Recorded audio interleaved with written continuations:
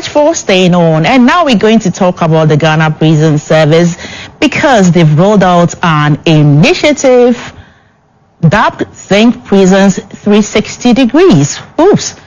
Let's learn more from the interview that is going to come up shortly. But Think Prisons 360 Degrees is an innovative initiative that seeks to redefine the role of prisons, envisioning them not merely as places of incarceration, but spaces of hope, healing, productivity, and national relevance. The initiative represents a comprehensive transformation and agenda anchored on 12 strategic pillars, which will serve as a guiding compass for the noble service in the years ahead. For us to learn more about this Think 360 Degrees from the Ghana Prison Service, we have in the studio Chief Superintendent of Prisons Adamu Abdul Latif, who is a Chief Public Relations Officer at the prison's headquarters. Hello, sir. Thank you so much for joining us on News Highlights. You know, the initiative, the name of the initiative, it's catchy. Think 360 Degrees. Oops. Are we turning around 360? Talking about the prison service, operations of the prison service, is it going around the 360 degrees, and what exactly is the Think 360 Degrees about? Thank you very much. First and foremost, let me say that the Think Prisons 360 initiative is an initiative by the current Director General of Prisons, Mrs. Bishop Bafwani Esquire, who came up with this strategic initiative to deal with prison conditions, prison situations. We all know that prisons, not only in Ghana, all over the world, face challenges such as in the area of health, inmate feeding, in the area of inmate health, inmate feeding, accommodation, reintegration, rehabilitation, reformation, etc., etc. So the Think Prisons 360 initiative is an initiative that professes solutions to almost every prison problem.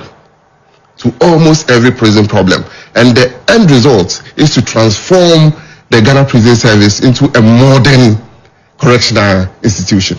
So why is this initiative necessary now? Yes, the initiative is necessary now because, first and foremost, let me say the whole country is resetting.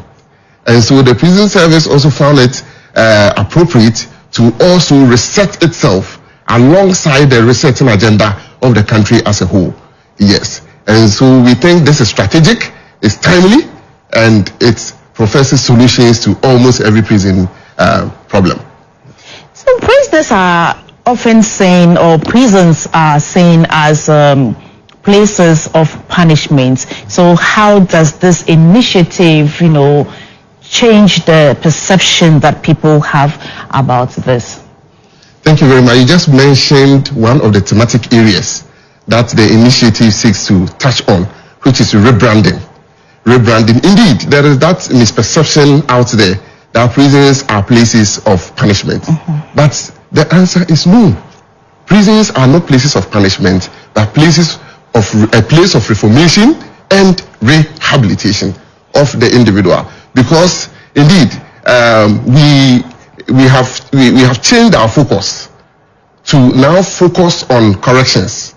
And what corrections seeks to do is that corrections sees crime as a disease that needs to be diagnosed and then possible solutions preferred. Because mind you, most of these individuals in our facilities would one day come out as free individuals after they finish serving their sentences.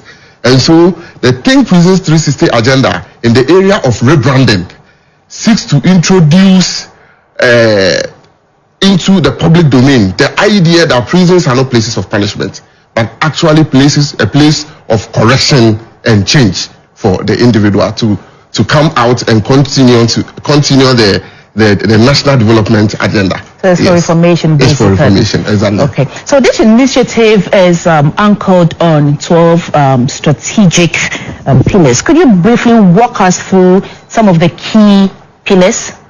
Thank you very much. First and foremost, we just mentioned rebranding. So rebranding seeks to reposition the service in a more positive light. As we spoke earlier, instead of looking at the service as a punishment institution, it is a more correctional institution that is aimed at changing individuals for the better. Yes. And also, the rebranding also goes with even the way we appear as prison officers.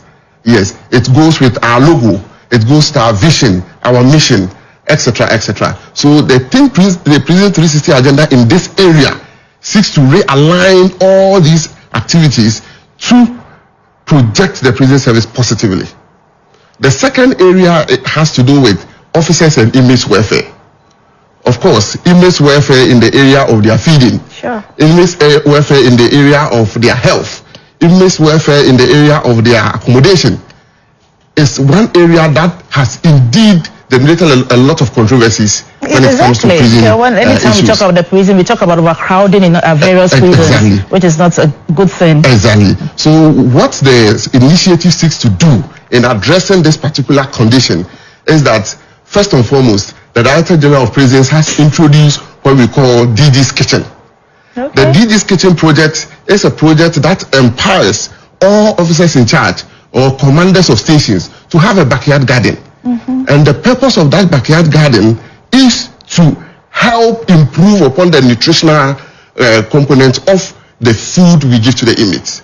Because we all know that although government is doing something about it, but we all know that as it stands now, the feeding rate is 1 cedi 80 pesos. So this initiative is coming to seriously bridge the gap so that inmates can have good food to eat. Operation Grow and Feed Yourself. And Feed Yourself, exactly. And also in terms of health, even last week we commissioned one clinic at the Mamobi, prison facility.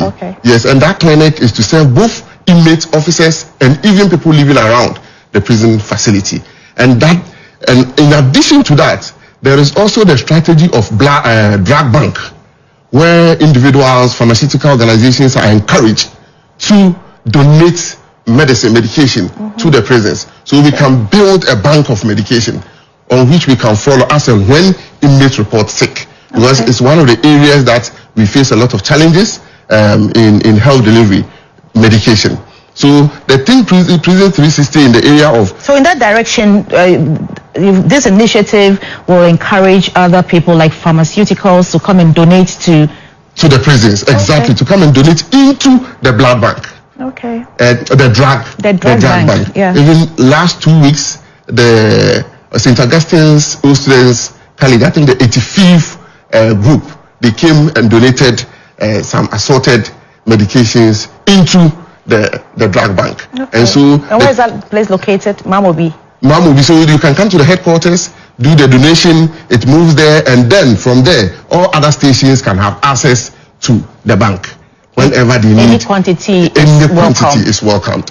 Any quantity is welcomed. Let's talk about another key pillar while we're trying to wrap up. But before we go to the other pillar, let's talk about the image of the officers yourself. You know, the moment we see you, we are afraid of you. That's the perception that we have.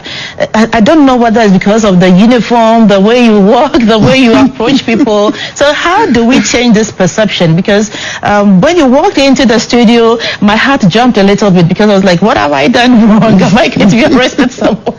So with that perception, how do we kind of, take off that perception from people? Yes, thank you very much. I think one of it is what we are just doing here. For you to know that prison officers are friendly. Yes, we are not trained to punish. We are trained to correct. Yes, and the thing Prison 360 is encouraging us to drum home that aspect. That prison officers are not punishing officers. We are reformers. We are change managers. We are correctional officers. And so that is how we wish the public perceives us. Yes, and all these media engagements we are doing are all geared towards that. You can see that now our officers dress sharply. Yes, into the public domain. Yes, and our PR unit is now open up. We welcome every individual to come and ask any question at all that you wish. Yes. So let me use this your platform in saying that prison officers are not punishing officers. We are correctional officers change managers. That's good. Let's think about 2 key pillars that we can wrap up this conversation. The next pillar we can talk about is the pillar of agric mechanization. Of course, agric has been the backbone of the service for quite some time now. Yes, but we think that we can do more in terms of agric, looking at the image we have, the land at our expense. Yes, with the slightest support, we can produce to feed ourselves and even Ghana. Yes, and that support is being called for in the area of mechanization. Because what we are doing now is largely manual.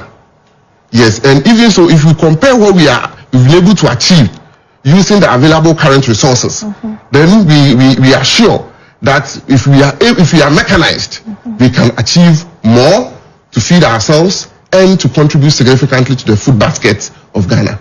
Yes. Right. So any target set for this initiative, and what do you expect? Maybe you have a projection that maybe in the next 6 months we want to see this, or in the next year we want to see. What are some of the targets that you've set for this initiative? Yes, targets have been set. Now talking about the agric, the first thing we are doing is that now we are building on our land bank, because we need more land so we can cultivate more. And the Director General is seriously in consultation with her directorate in setting various targets at various intervals in achieving that. Let me touch one of those achievements. The Enum traditional area has given the prison service 1,000 acres of land to support in the agric expansion project. That's great news there. Yeah, so we call on other stakeholders who can support this movement to help transform the Ghana Prison Service to come and have fruitful discussions with the prison administration. Thank you very much. And one key thing that you must also take into consideration is about the accommodation of the prisoners, because when we see videos or pictures circulating with this overcrowded prisoners in a small, room, it's disheartening.